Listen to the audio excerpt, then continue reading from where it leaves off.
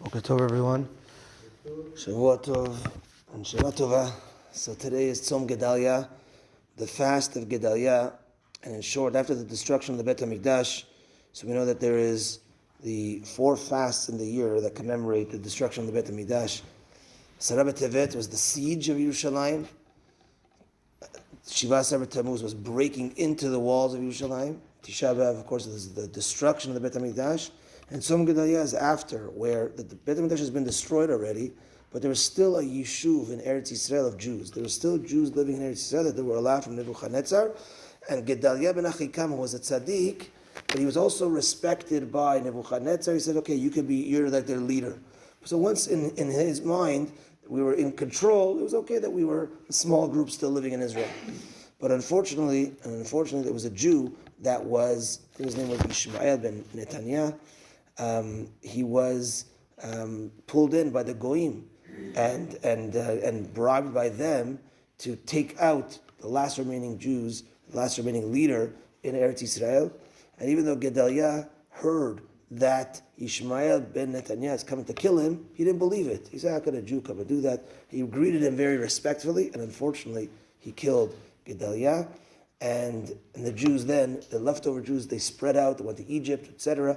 And today is marking the death of Gedalia ben Achikam and the end of the Yishuv of Jews in Eretz Yisrael after the destruction of Bet HaMikdash, like the full, real destruction. No more Jews in Eretz Yisrael at that time. So that's very, very sad. And the 4th phase of the destruction of the Bet HaMikdash. Baruch Hashem, we have a lot of Jews living in Eretz Yisrael. So we have that phase is back, Baruch Hashem, not all of us yet. But there's a lot of Yehudim, Baruch Hashem, majority in the world, I think, is of Jews living in Eretz Yisrael.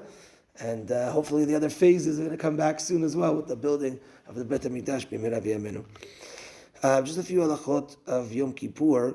So Rav Ovadia brings us down, but often I get this question. People say, you know what, I really had a bad past. I did this wrong, I did that wrong, and I want to do something that's going to be really a kapara. Should I fast for 40 days? Should I roll in the snow? I don't know. What should I do? So Rav Ovadia Yosef writes, and this is no thing, the greatest kapara, in the kapara yoter me'esek Torah. A person learns Torah, that is the greatest cleansing. That is the great. We go to the mikveh, Erev Yom Kippur, it's a good custom too. We go to the mikveh of Rosh Hashana, etc. But the greatest mikveh is the learning of Torah. That's the greatest purification that one could have.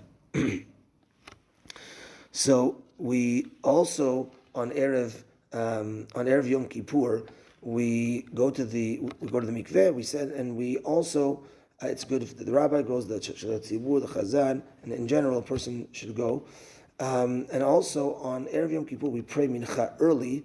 And the reason for this, the Gemara already has a story that a person passed away during the Seudah Mafsek and he didn't have the proper time to do the teshuvah and vidui before Yom Kippur. So here's a chance where we have a mincha, a special mincha with the al-chet, etc. That if chas v'shalom, the person doesn't make it to Yom Kippur, he already got cleaned, somewhat by doing the vidui of kind of a Yom Kippur already on Erev Yom Kippur. There was actually a sad story after opening the news yesterday.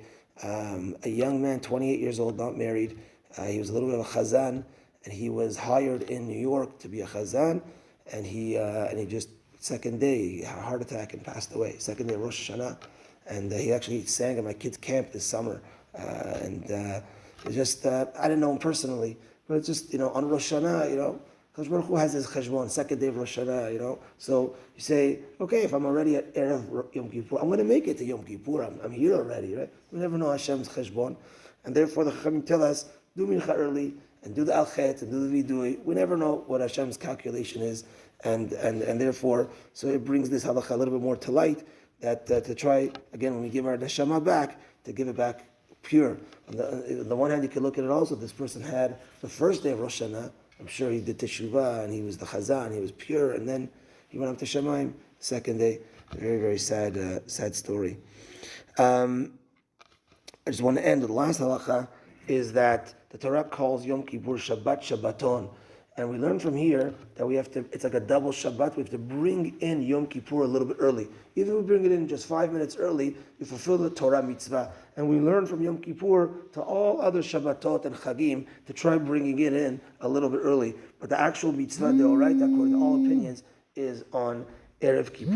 So to have that in mind, hopefully I'll announce it here, to have in mind of accepting, because we anyways come Nidre is earlier than the actual time of Shkia, to keep in mind the mitzvah, midoraita, of bringing in Yom Kippur early.